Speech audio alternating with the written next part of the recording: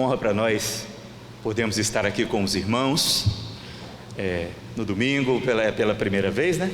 Então, uma honra para nós partilhar da palavra do Senhor. A nossa igreja lá em Central de Jacaraípe, né, manda o seu abraço, e é sempre uma alegria para nós não apenas dividir a palavra, mas visitar nossos amigos, né, aqueles que são queridos para nós. Para quem não sabe, reverendo Milton foi tutor, ainda é, tem nos acompanhado, e é sempre grande alegria diante do nosso Senhor. Abra sua Bíblia no livro do profeta Daniel.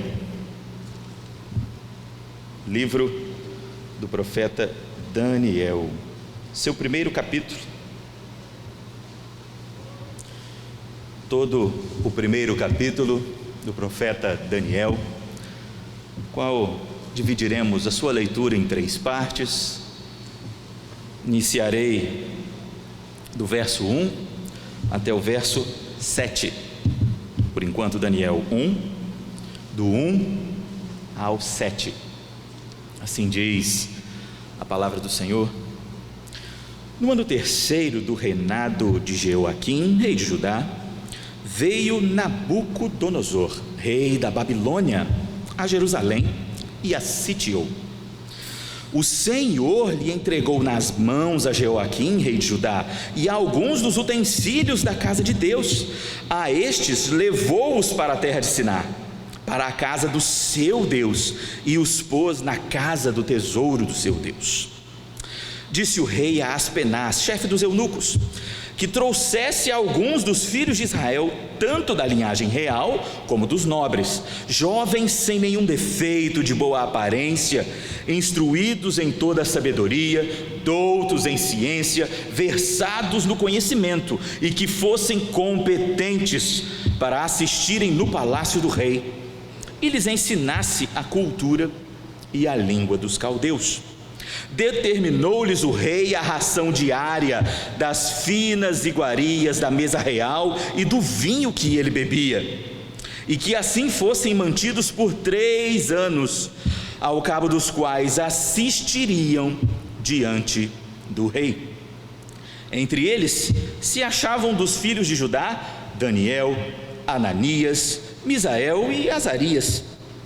O chefe dos eunucos lhes pôs outros nomes, a saber, a Daniel o de Beltesazar, a Ananias o de Sadraque, a Misael o de Mesaque, e a Azarias o de Abedênego. Até aqui. Senhor Deus Pai, a Tua presença quando nos preparamos para receber, Pai, do Teu Espírito a instrução, que seja conosco, Pai, o Teu discernimento, força suprida por Tua sabedoria, a fim de, Pai, desvendar os nossos olhos para o juízo, Pai, da Tua palavra, sendo, Pai, que dependemos do Senhor, precisamos do Senhor, não somos nada sem o Senhor. Seja, portanto, ó Pai, o Senhor no nosso coração, nos dando entendimento. Assim oramos, no santo nome de Jesus. Amém. Um texto muito conhecido, né, da Escritura, muito colorido. Já sabemos mesmo, sem ler a segunda parte do texto, Daniel não vai se contaminar. Já lembramos dessas descrições. De fato, o livro de Daniel é um livro muito expressivo, muito narrado, muito colorido, ele mesmo.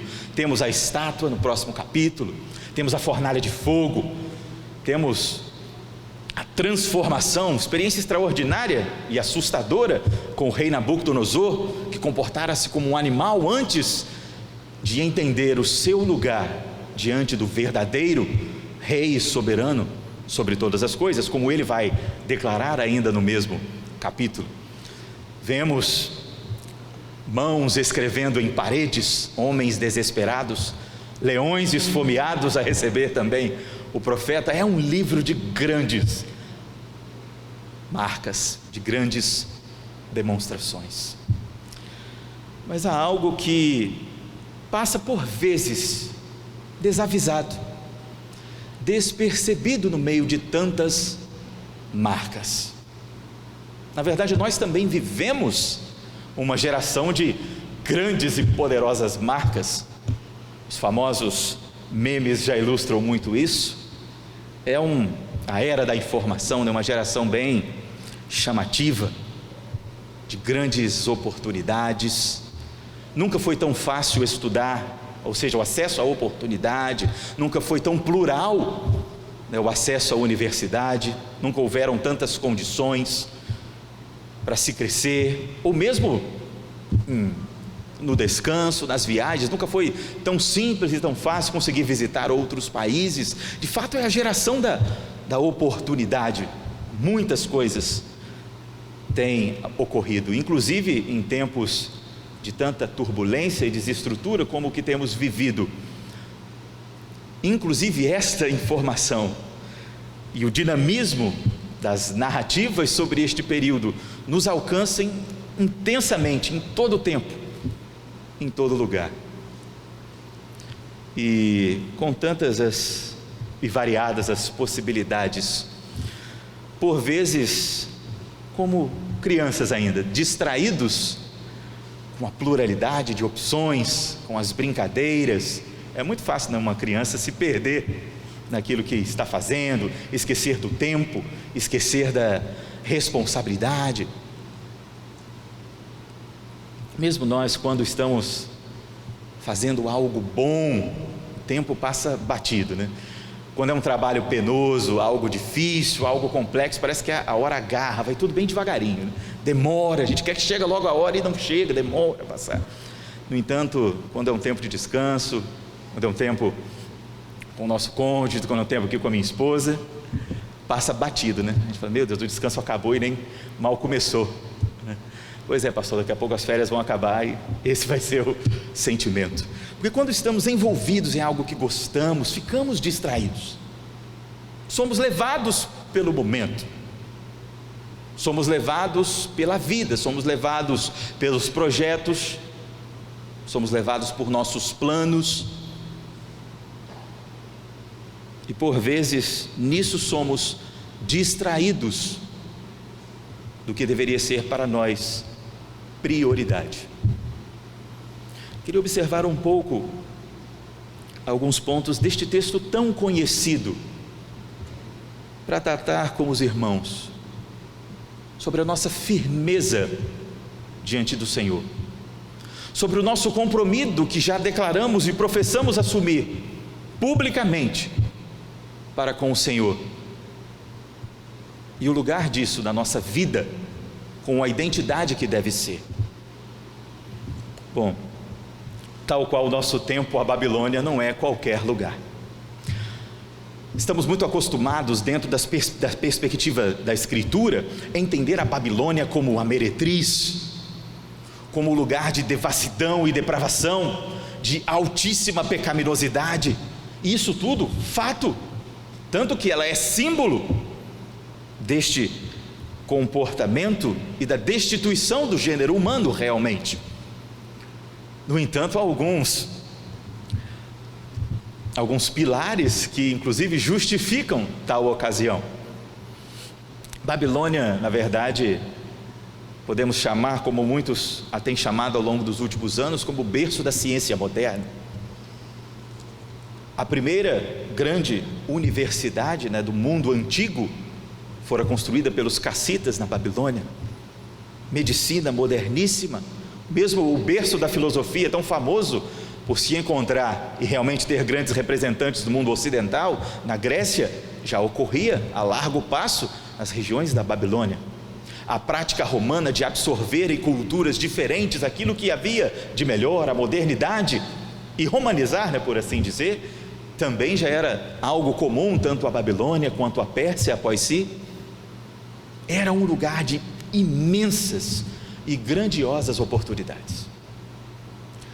E Nabucodonosor, aqui ainda antes de tornar-se rei, antes ainda de sua coroação, mas já em efetiva campanha e com o propósito definido de ser coroado, Nabucodonosor sai em conquista e alcança as terras da Judéia, as terras de Judá, como já havia prescrito o Senhor ao profeta Jeremias.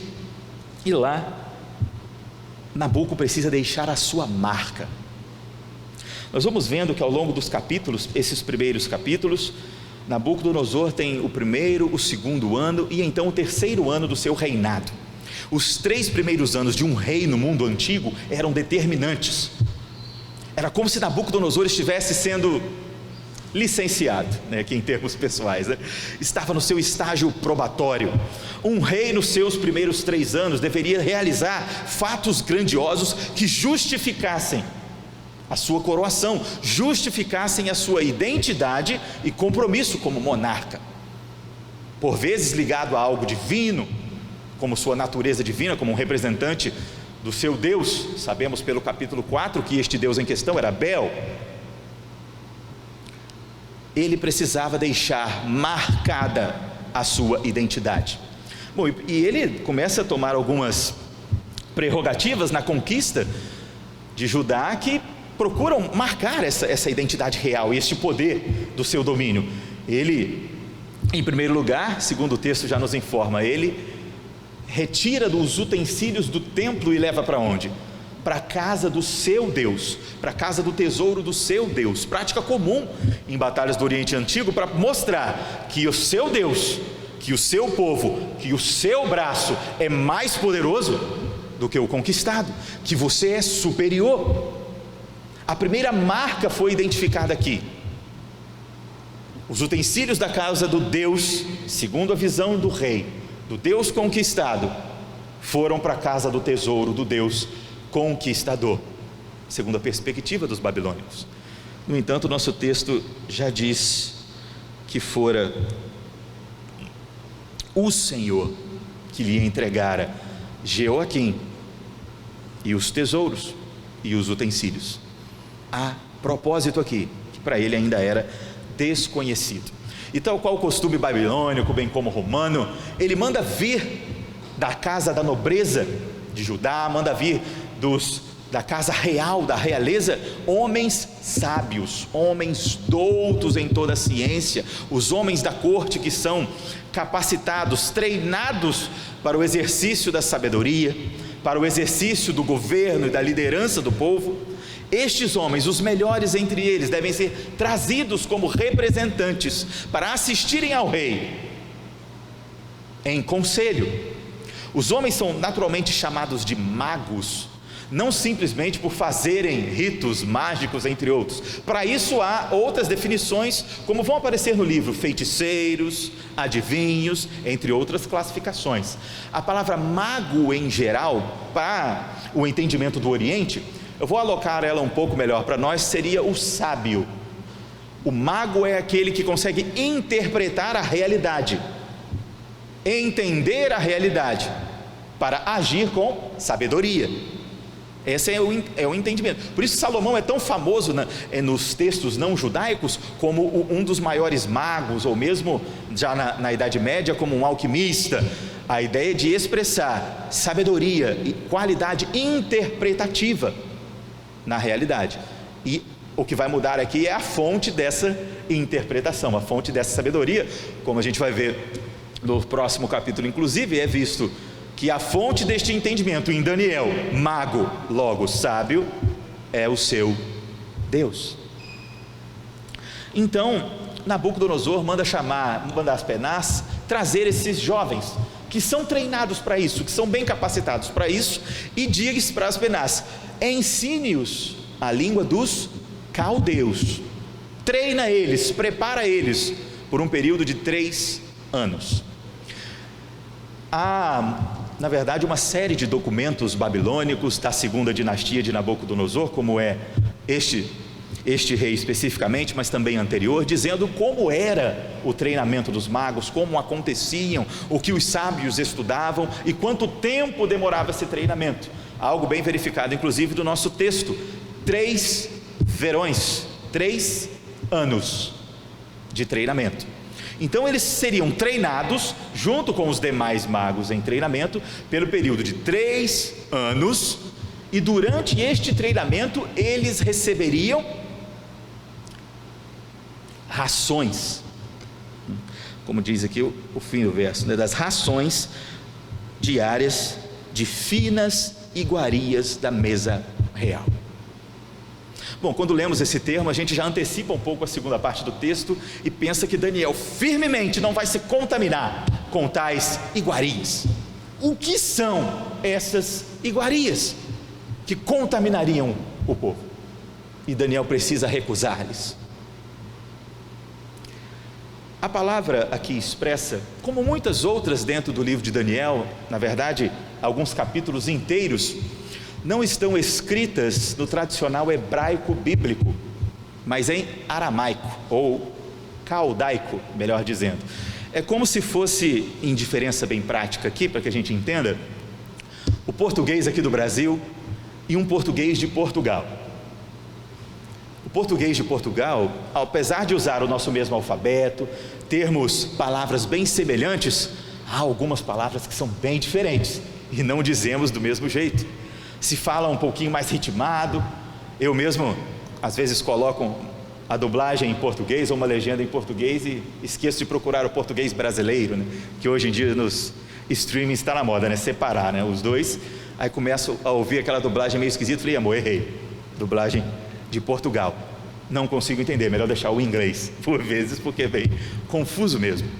E a construção esse ensino do caldaico, todo esses alfabetos, esses idiomas do Oriente Antigo, costumam dividir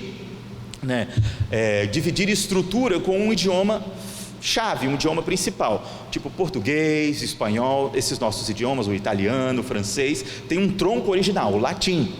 O tronco original desses idiomas do Oriente Antigo, vamos dizer que é um tipo de fenício, é um tipo de caldaico antigo, dos quais todos são levemente semelhantes, mas em algumas instâncias são bem diferentes. E é nessa qualidade linguística que prescreve Daniel as palavras de seu livro, as palavras de seu texto. E há aqui uma palavra interessante, peço licença aos irmãos para citá-la no original por um motivo que já trarei. A palavra é patbag. E ela é uma palavra interessante que ela não aparece nenhuma outra vez na escritura, essa é a única vez, e em especial porque ela não é hebraica, ela é aramaica. E em vários dicionários aramaicos não encontramos de maneira direta também essa palavra, e há um outro motivo, ela é um anagrama. Vamos lembrar o que é um anagrama, o que é um acróstico, sabe, quando geralmente a SAF ou a UPH vem fazer uma homenagem às nossas mulheres, mulher, né? Madura, única, linda, vai fazendo uma sequência, utiliza as letras da palavra para trazer outras definições. Um anagrama, um acróstico. A palavra patbag é um anagrama, é um acróstico. Sobre o quê? Sobre o que é e o que compõe a ração utilizada pelos magos em seu treinamento. O que estão comendo? Pela palavra, nós sabemos, apesar de não nos nossos termos, exatamente quais seriam esses ingredientes. Ou seja, estas 6 letras compõem 6 ingredientes desta massa, deste pão, vou chamar assim, deste pão utilizado por ração para aqueles irmãos. Acompanhados deste pão está o vinho da mesa do rei, o vinho de qualidade da mesa do rei. As palavras estão inclusive em relação verbal aqui no texto, apenas para a gente explicar isso também. Por exemplo, se eu digo eu fui à igreja, o fui está bem ligado ao proponente, a eu, né? Então não pode ser Amanda, minha esposa, Amanda fui, não, se fui, sou eu. Então uma ligação entre o verbo e seu proponente bem definida pelo seu uso. Aqui essas duas palavras, tanto o vinho da mesa como o patbag, como o pão, como a ração, que é tida por fina iguaria em sua tradução, estão intimamente ligados nesse mesmo sentido, logo compõem o mesmo pacote, o mesmo tratamento, eles seriam alimentados com essa ração. Por que nós traduzimos por finas iguarias do rei? Porque é um termo famoso, inclusive utilizado por Alexandre o Grande, na ocasião da conquista da Babilônia, sobre o tratamento da corte, sobre a alimentação da corte, a alimentação dos tenentes ser composta por finas iguarias. Então, quando a Septuaginta começou a propor esta tradução do Antigo Testamento do grego, eles utilizaram essa mesma expressão de Alexandre, pois foi como ele definiu aquilo, que ao seu termo não era muito bem ainda explicado. Este documento dos magos, como citei, caso algum irmão tenha curiosidade e queira saber, pode nos procurar depois. Ele não só apresenta o que é essa ração, como ensina seu preparo. É um documento que dirige os eunucos no treinamento dos eunucos. Então é um documento bem objetivo. Mas por que isso é importante para nós? Porque esse detalhamento do que é este pão é importante, não só para Daniel, mas para a igreja. Porque, em primeiro lugar, quando olhamos para isso, para tudo isso que é classificado, nós percebemos que dentro dos trâmites da lei judaica não há nada ali que seja impuro, não há nada ali que ofenda a santidade do Senhor, o povo da aliança. Por que então a decisão que se seguirá na próxima parte do texto?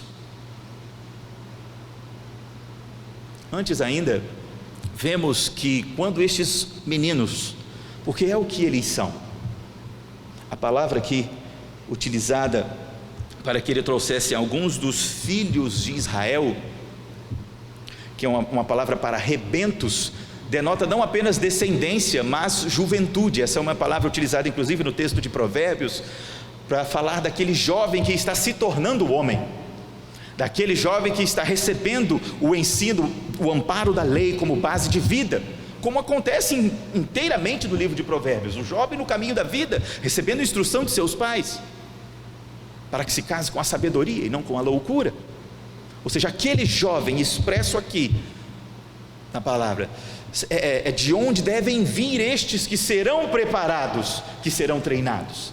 Em geral, a idade deste jovem fica entre os seus 14 a 19 anos, dentro da cultura judaica, não só judaica, mas também do Oriente Antigo, onde um jovem deixa de ser criança e se prepara para tornar-se um homem, um adulto. Geralmente essa é a idade do treinamento.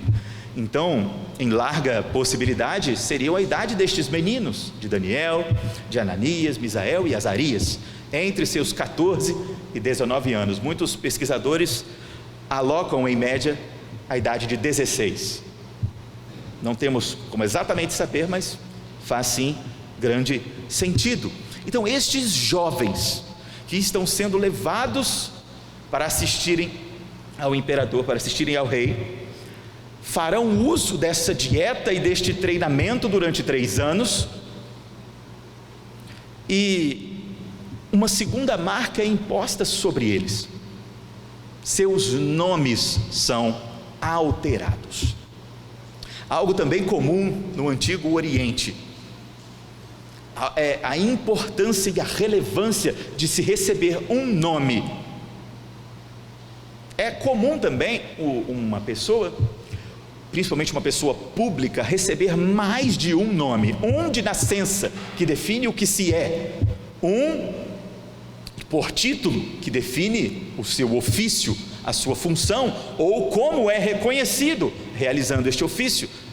Por exemplo, falamos de Provérbios, falemos então de Salomão, que seu nome é Gededias, e recebe, por conta de sua instrução, o auspício de Salomão.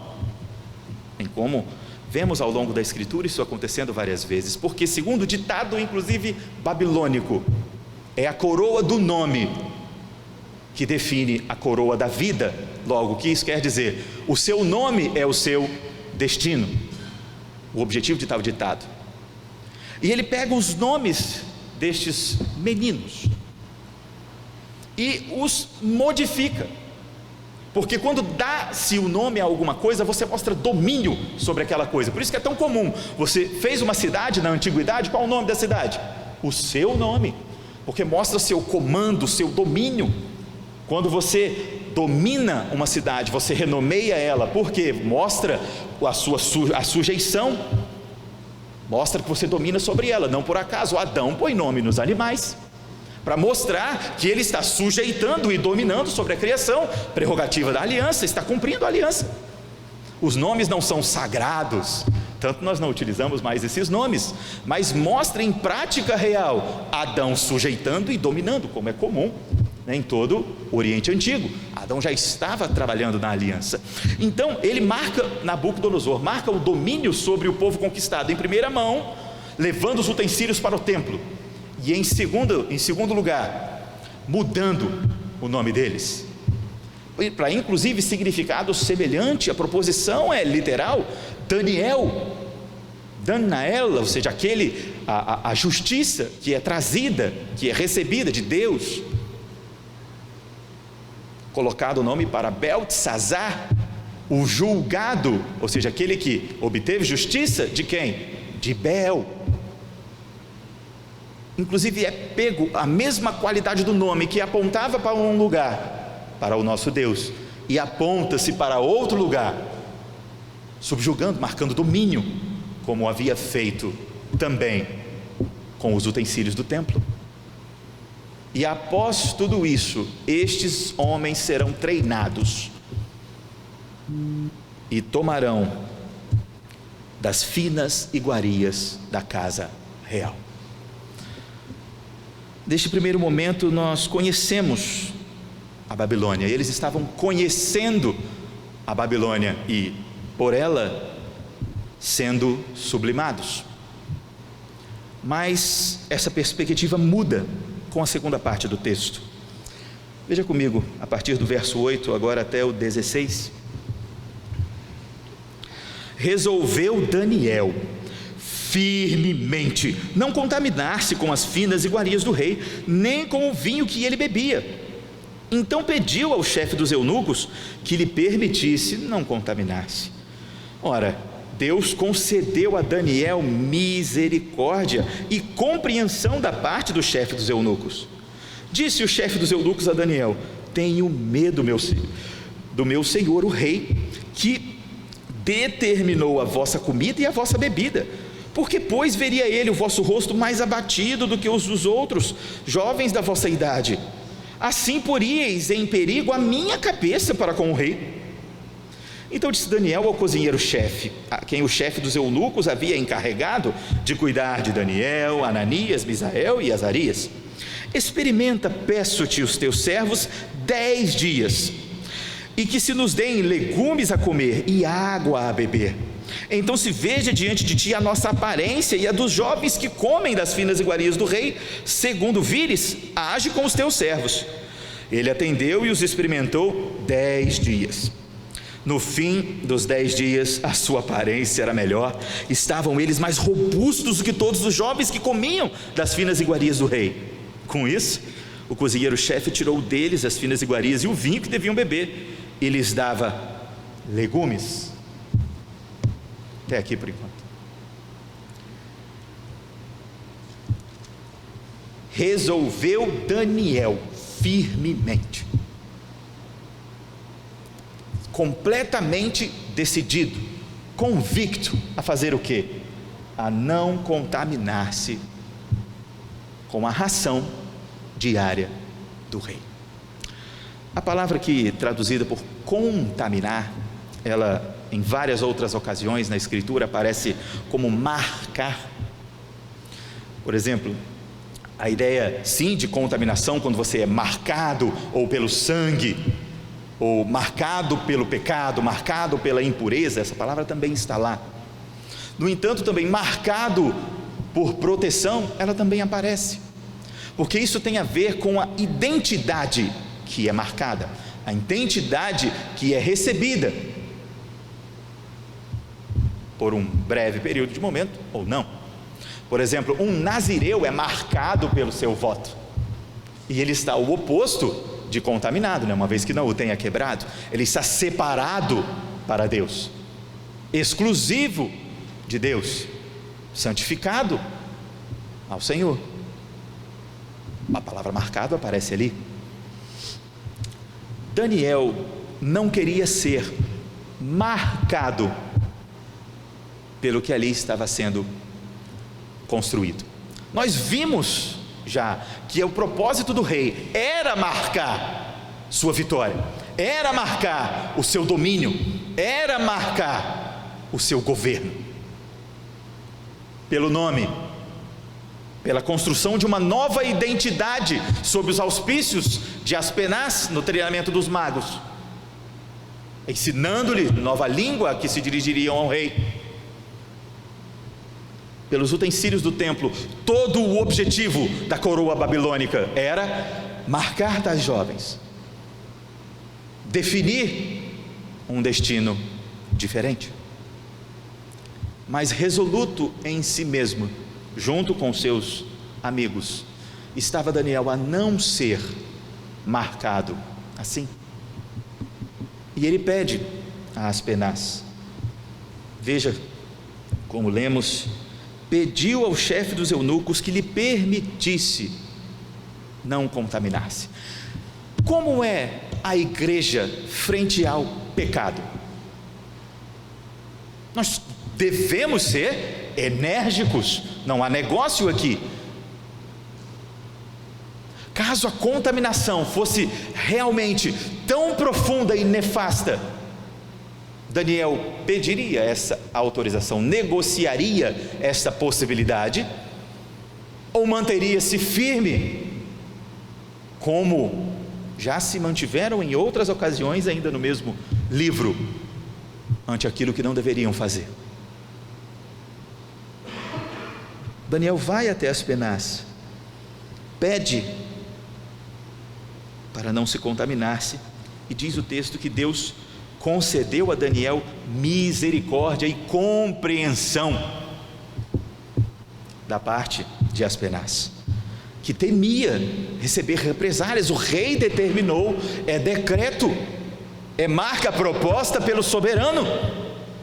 Estará em risco a minha cabeça, se quando ele olhar para os jovens, aqueles que receberam da correta ração estão robustos, e vocês mais abatidos, recairá sobre mim. E Daniel pede 10 dias para que se experimente com eles, não a ração e não o vinho, mas legumes e água. A ração, este pão, o patbag, ele é específico, tem esses ingredientes por um motivo, é para condicionamento, é para melhor e intensificado treinamento,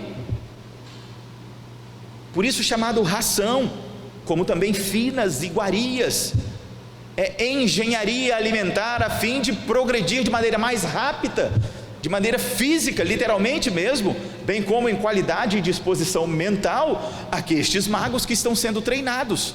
Legumes e água são menos da nutrição que é proposta por essa ração especial. Não é apenas, aqui o rei não está oferecendo a gordura das suas carnes, os delírios e os devaneios da bebedice do vinho. Estes magos estão em treinamento para melhor servirem ao rei, não em divertimento e devassidão boêmia, trazendo para os nossos termos. Se fosse assim, de fato, legumes e água são inclusive melhores, mas o objetivo é o oposto. E estes jovens tomarão de menor recurso, a fim de, como vimos ao fim desta parte do texto, obter melhor resultado. Uma marca oposta à do imperador, à do rei, à da Babilônia, foi aqui também admitida.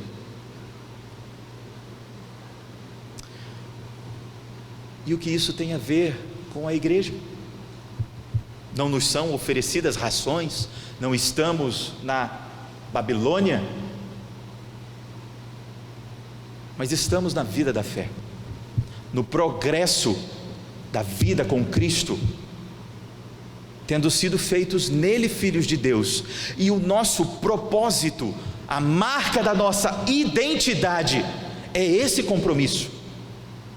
não de vir à presença do Senhor, para adorar ao Senhor, porque Ele pode nos abençoar, pelo que Ele pode fazer por nós, pelo que tem construído em nossa vida como simples ação de graça. Isso tem seu lugar, mas viemos louvar ao Senhor, porque Ele é o Senhor. Então nós não buscamos na presença de Deus concessões para viver a nossa vida. Ora, posso fazer isso porque não é pecado, porque é permitido. Dentro dessa perspectiva, era permitido fazer uso de tais alimentos, principalmente quando nós temos também o ensino de Paulo. Importante não é o que entra, né? Mas o que sai. Logo, mesmo aquela carne sacrificada em si não produzia desestrutura, mas em observação ao escândalo, isso poderia também ser, sim, e deveria ser cessionado. Não haveria crime algum aqui. Mas nós não estamos na vida para podermos simplesmente receber e buscar receber concessões da parte de Deus, mas nós estamos aqui para manifestar a glória de Deus em tudo o que fazemos, porque somos de Cristo. Então nós não pedimos concessões, mas oferecemos concessões a Deus, em abnegação, em esvaziamento pessoal, porque deixamos de fazer aquilo que nos faria sentir bem, em ocasião de oportunidade de manifestar a glória do Senhor, porque Ele é nosso Senhor, não porque nos abençoa, não porque nos sustenta simplesmente, mas como cantamos, porque nos agradamos dEle, e nele deixamos o desejo do nosso coração, para em seu tempo, bom termo e propósito determinado que tem em tudo o que faz, haja segundo o conselho da sua vontade, e não da nossa. Nós oferecemos concessões, e esta é a marca do crente. Por isso o crente existe para momentos como o que temos vivido agora, de turbulência, de dificuldade, de necessidade, porque o nosso amparo não está na qualidade de vida, mas no Cristo que nos dá a vida, porque entendemos como Paulo que se vivemos é para Ele que vivemos.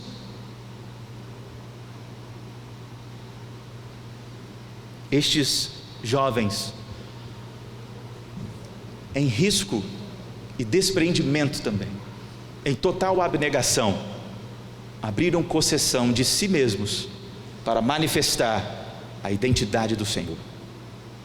As marcas que Nabucodonosor intentara sobre sua conquista, construindo a sua identidade como rei, são aos poucos, ao longo destes capítulos, totalmente depostas, quando determina o Senhor a sua real e profunda marca de soberania na vida desse rei, o que culmina em sua entrega e conversão. E Deus o faz, em especial neste momento, através destes jovens. Nós falamos sobre crianças se distraindo em brincadeiras, perdendo a noção do tempo, esquecendo a si mesmas naquilo que estão experimentando. Mas se há uma marca ainda mais viva deste tipo de atitude, está nos adolescentes, nos jovens, algo tão comum, não exclusivo deles de certo, mas algo tão comum, a vida destes, de envolver-se naquilo que querem, naquilo que sonham, naquilo que estão fazendo de si, naquilo que vem do futuro, ou mesmo nem conseguem ver para o futuro, porque estão vendo o seu momento. Claro, isso é o adolescente comum, há de se convir que os cristãos são diferentes. Estes que estão sempre perdidos na novidade, distraídos no seu desejo, são estes que aqui estão em total desprendimento de si, oferecendo-se ao Senhor, e o Senhor edifica a sua própria glória através deles, como faz através de nós, apesar de nós. um texto sobre a profunda natureza cristã de abnegação. E por isso Deus está sobre todas as coisas, e o próximo como a nós mesmos, porquanto o que é em nós deve ser para Cristo. Por isso, buscar em primeiro lugar o reino de Deus e a sua justiça, e todas as outras coisas e todas as demais coisas vos serão acrescentadas. Esta mesma palavra aí traduzida por primeiro tem o seu uso um pouquinho diferente do nosso, porque se a gente diz simplesmente primeiro, o que a gente supõe? Que tem um segundo, um terceiro, um quarto. A gente pressupõe consequência, né? Consequência. E no entanto, essa palavra primeiro, apesar de ser utilizada em outros setores, ela é basicamente utilizada para o pódium. Esse termo grego primeiro, né? Ou seja, é aquele que completou, é o primeiro. Existe outro ganhador além do primeiro? Não, ele é o único vencedor, exclusivo. Por isso a palavra primeiro ali. Tem um segundo lugar, mas não é a mesma em nenhum lugar, a mesma categoria. O primeiro é único. Buscai unicamente, exclusivamente o reino de Deus e a sua justiça, em lugar de tomar das outras coisas que são ofício e proposição do Senhor, ignorando aquilo que nos é serviço já admitido, quando pelo Espírito fomos a Cristo conduzidos. Professamos viver para Cristo, porque morremos para o mundo, como anuncia Paulo, crucificados com Ele. Mas a nossa noção de vida, de boa vida, está intimamente vinculada à qualidade de vida. Por isso cristãos temem tanto a morte. Claro que cristãos não buscam a morte, mas ela lhe é proveitosa, pois estamos nisso unidos ao Senhor, enquanto aguardamos a consumação de todas as coisas nele.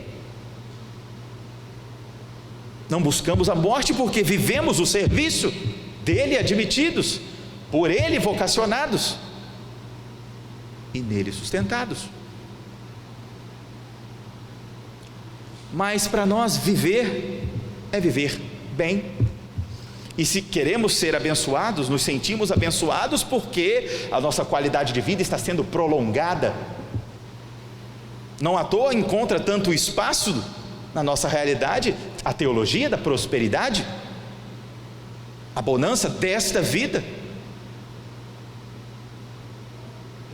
Quando a nossa expectativa está no ofício completo, na consumação da obra redentora de Cristo, na nossa união completa com Ele, a razão da nossa fé, a expectativa e a esperança do nosso coração. Então, e mesmo que não haja nenhuma qualidade, mesmo que haja turbulência e extrema desestrutura na nossa vida, ainda nos é completo, perfeito e pleno o Senhor, porque não é isso que nos define. Não há nenhum equívoco em desejar ter conforto, em buscar tê-lo, buscar o bom termo do sustento, o desenvolvimento. Não há nenhum problema nisso. Mas usurpar o lugar de Deus, algo que nos é tão natural, não é querer dominar sobre o universo como soberano cósmico de todas as coisas. Usurpar o lugar de Deus é ocupar o espaço natural do Senhor com nós mesmos, é servir ao desejo do nosso coração. Idolatria não precisa ser imagens de escultura, quando buscamos para nós, antes de buscarmos o Senhor. Por isso a abnegação é o princípio maior desta identidade, princípio marcado pela ação destes jovens aqui. Por isso o pão é importante, por isso é profundo e necessário entendermos o que está acontecendo. Porque isso não encontra apenas ocasião na Babilônia, mas em todo dia da nossa vida.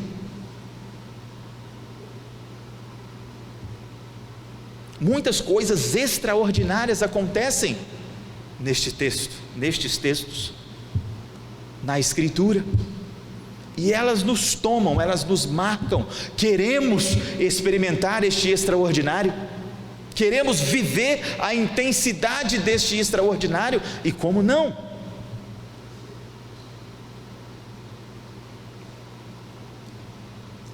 Mas o Senhor também opera, e majoritariamente opera na vida comum, e isso não é menos a ação do Senhor.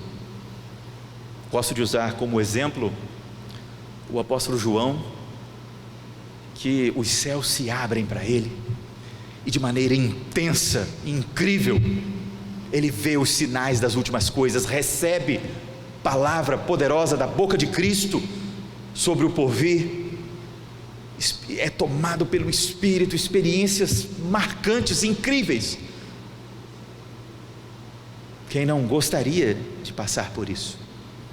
No entanto, vem Lucas, e com acurada investigação, entrevista, pesquisa, registro, escreve o Evangelho e o roteiro da igreja primitiva, como vimos no texto de Atos.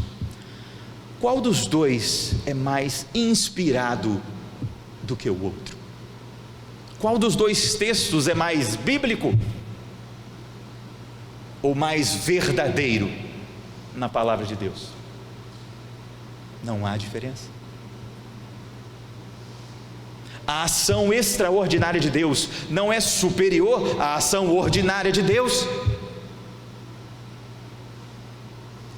mas nós queremos experimentar o mais, antes de seguir com aquilo que já recebemos. Queremos que o Senhor rasgue os céus e diga: devo aceitar este emprego ou aquele, quando Ele já entregou a nós o preceito da sua vontade, e dentro da identidade cristã, você o sabe muito bem.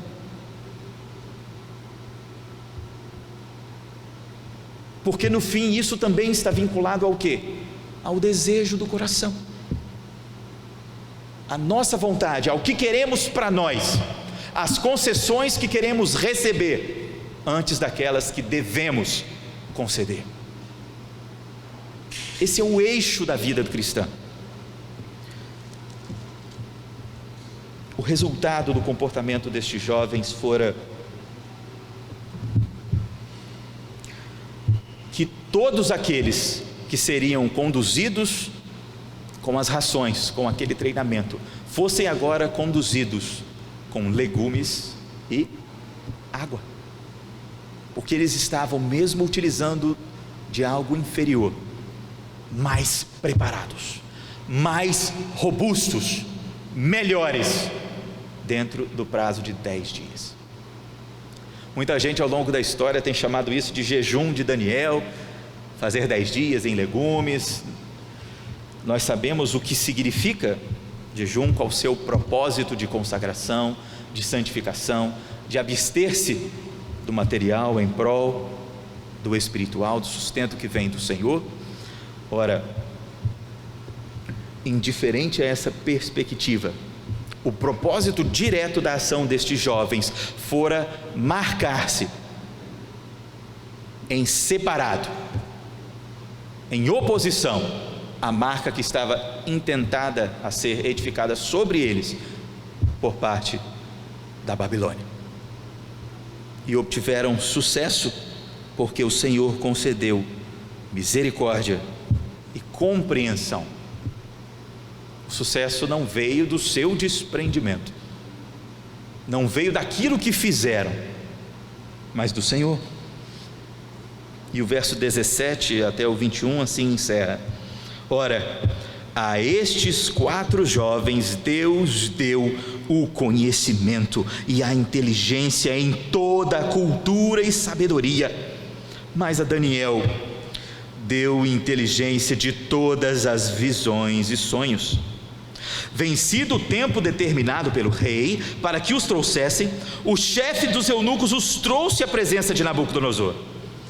Então o rei falou com eles, e entre todos não foram achados outros como Daniel, Ananias, Misael e Azarias. Por isso passaram a assistir diante do rei.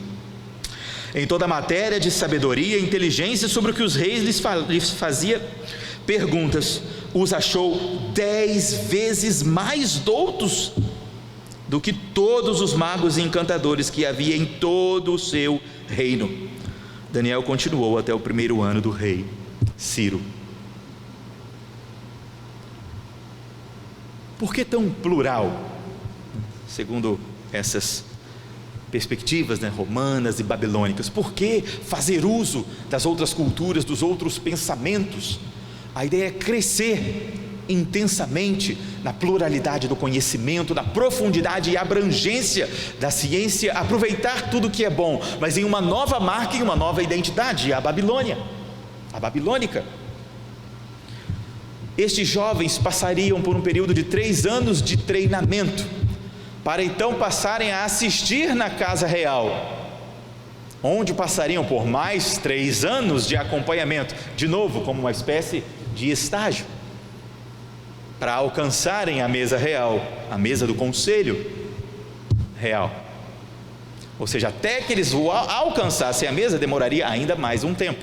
Depois, alcançando a mesa, para alcançar o trono do rei, mais 3 anos. Então o treinamento, inclusive segundo este documento que citei, era um treinamento completo de 9 anos, 3 etapas de 3. Pelo nosso texto, estes jovens, quando foram para a prova, como foram inquiridos sobre seu conhecimento, foram 10 vezes mais doutos do que os seus demais companheiros? Não, do que todo o contingente de sábios do reino, os que estavam à mesa, os que estavam ao trono, todos estes subjugados por todo o conhecimento sobre cultura, inteligência e sabedoria que todos os 4 receberam da parte do Senhor. Mais uma marca do Senhor, mostrando de onde vem a completa ciência, a completa sabedoria e o verdadeiro poder. O que Nabuco estava intentando fazer, o Senhor também o fazia de forma completamente suficiente e muito mais marcante e poderosa. Estes jovens receberam do Senhor estas condições, não de seu esforço diligente, não de seu estudo constante, apesar de isso ser seu compromisso, sua disciplina, sua responsabilidade, mas das mãos do Senhor.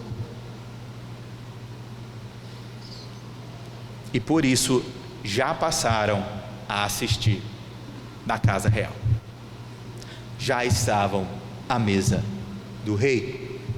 Ou seja, 3 anos aqui já foram pulados, Nós sabemos que ele ainda não havia chegado ao trono do rei, porque isso acontece no 2º capítulo, quando o rei convoca os magos para contar do sonho, só que sem contar, ele quer que os magos adivinhem o sonho e a interpretação, senão fica fácil, Quando ele diz isso aos magos e nenhum deles sabe, lá não estava Daniel, e o intendente então, Daniel o procura e pergunta o que está acontecendo. Então ele ainda não havia subido ao trono real para o conselho, algo que depois dessa ocasião vai acontecer, já subirá para lá. Logo também já sabemos que os outros 3 anos também não vão acontecer, apenas os primeiros 3.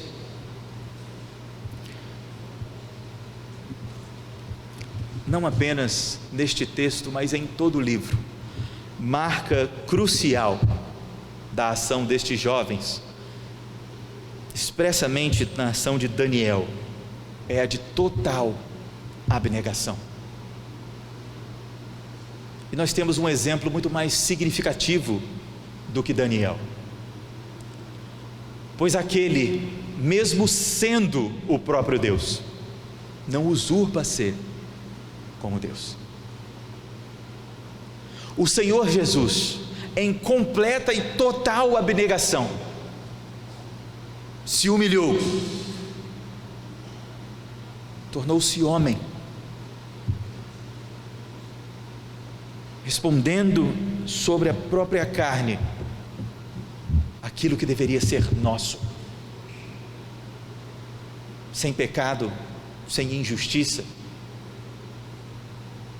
sem desestrutura, sendo Deus, não usurpa ser como Deus. Cristo cumpriu completamente as prerrogativas expressas da sua lei, a essência do seu caráter expressa na sua palavra, em total abnegação, em desprendimento, por amor ao Pai, por amor a nós. E nós, tendo sido resgatados apenas por causa desta abnegação e dessa entrega do Senhor Jesus, não respondemos com igual entrega,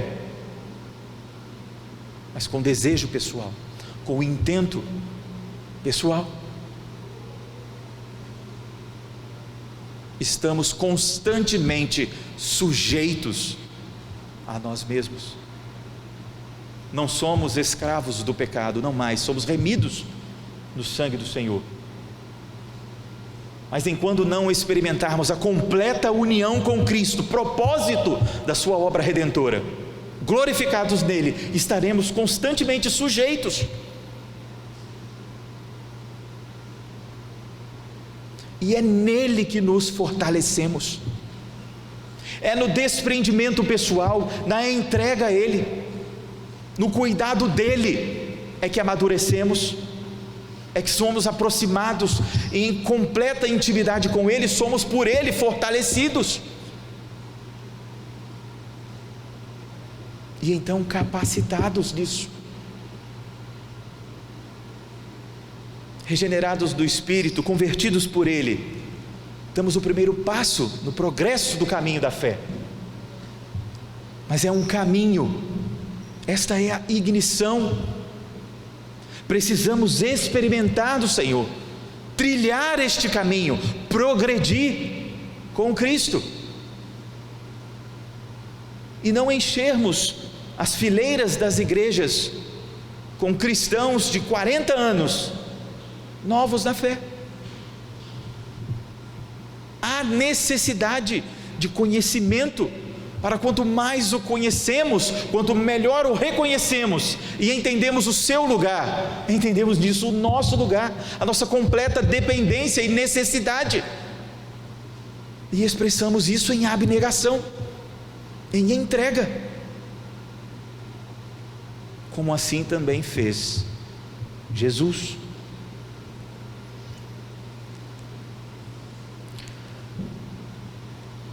Procuramos sempre bênçãos em lugar de serviço. Vivamos este serviço pelo privilégio que ele é, pois por como foi edificado de antemão em Cristo e entregue a nós por sua graça, nos dando honra através de propósito e serviço que ele mesmo realiza através de nós. Uma vida cristã para além do comum. Cristo não é aquele que nós escolhemos crer, simplesmente o objeto da nossa fé. Cristo é o eixo da nossa vida, o que fazemos, pelo que somos, e tudo isso começa no reconhecimento da nossa necessidade em abnegação. Por isso, e tudo o que fizerdes, seja em palavra, seja em ação, fazei-o em nome de Jesus, dando por Ele graças a Deus Pai. Que o Senhor nos abençoe, que seu Espírito nos ilumine e a sua verdade nos aqueça, em nome de Jesus. Vamos orar. Senhor Deus Pai, a Ti, Senhor, nós viemos porque reconhecemos, Pai, o quanto por nosso coração temos nos afastado do Senhor. O quanto, Pai, por propósito nosso de viver e glorificar ao nome do nosso Deus, temos observado apenas conforto, desejo, progresso, vistas, Pai, dos nossos olhos. Pai, precisamos do Senhor. Seja, Pai, conosco o Teu Santo Espírito, Pai, nos dobrando, para que diante do Senhor, Pai, encontremos instrução, entendimento, unidos ao Senhor, Pai, nos amarre à Tua presença, Pai, a fim de nos edificar com firmeza, nos edificar, Pai, com dedicação, com desprendimento, com disposição, Pai, em manifestar a glória do Teu nome. Senhor, aplica em nosso coração esta condição natural da nossa identidade, de em tudo o que fazemos manifestarmos o Teu nome. Pai, nós precisamos viver, Pai, a oferecer ao Senhor, Pai, sacrifício agradável, louvável, da nossa vida ao Senhor. Pai, encontramos na Tua mão, encontramos na Tua direção, Pai, sim, instrução sobre como viver. Nos é permitido, Pai, segundo a Tua palavra, procurar para nós, sim, construir para nós.